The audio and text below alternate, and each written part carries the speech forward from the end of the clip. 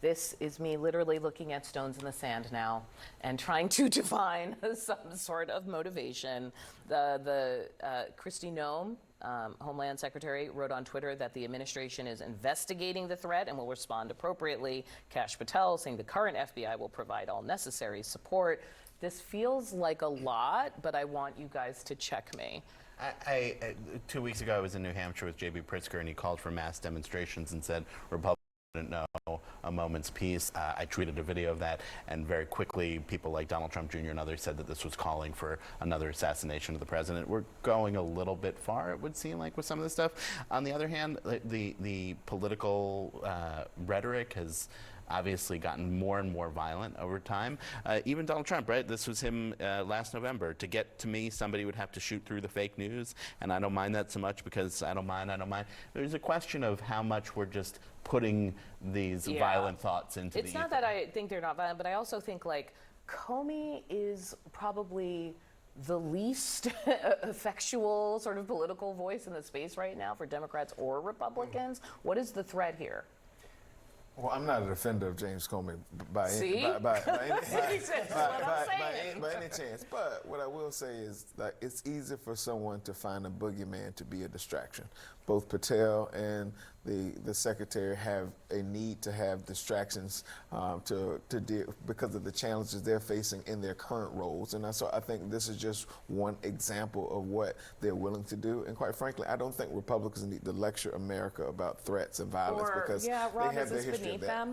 The reason that I think you saw the reaction among so many Republicans and conservatives is because of the assassination attempts on President Trump last year and the belief that those have not been fully investigated. We still have some unanswered questions, that there's a perception and a belief that many in the news media just simply didn't give it the attention because it was against Donald Trump versus someone else. But the rocks in the sand, it feels goofy. The whole thing is goofy. I don't know why Comey posted it to begin with. Yeah, like it just... When I worked at a restaurant as a waiter at one point, we would talk about 86ing the specials, right? Like, it's not always like shooting something, right? Now, you can interpret it that way, and certainly with the assassination attempt there, it changes all of it. It's definitely trying to make this an issue. Okay. It's a distraction. Lightning round on what you're keeping an eye on, Antoine. The budget. And whether or not Republicans will be able to pass it. The devil's in the details. Whether we'll be able to pass it because they're upside down when it comes to public opinion on every single element. When you talk about $200 billion tax cuts for the wealthy, millions of Americans will go uninsured. You have to watch and see if Republicans will downhill for it and whether Trump will weigh in. Yeah, Rob? Yeah, I'm keeping an eye on Pope Leo's inaugural mass. Vice President Vance and Secretary of State Rubio will be there. And to our last comment, the Pope came out this week and said, let's tone down the rhetoric. So maybe some lessons to learn. Absolutely. Isaac? We're seeing a lot of renewed attention to Joe Biden's cognitive state. We are. And good questions that are colleague. indeed.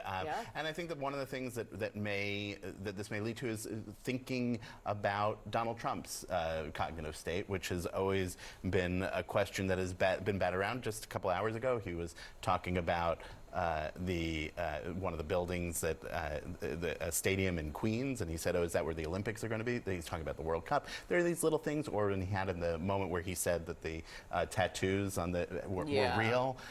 But it's creating a dynamic these are questions for that are fair to ask of any politicians. president. It becomes an issue. Well, we'll see if it develops in that direction. I'm curious too.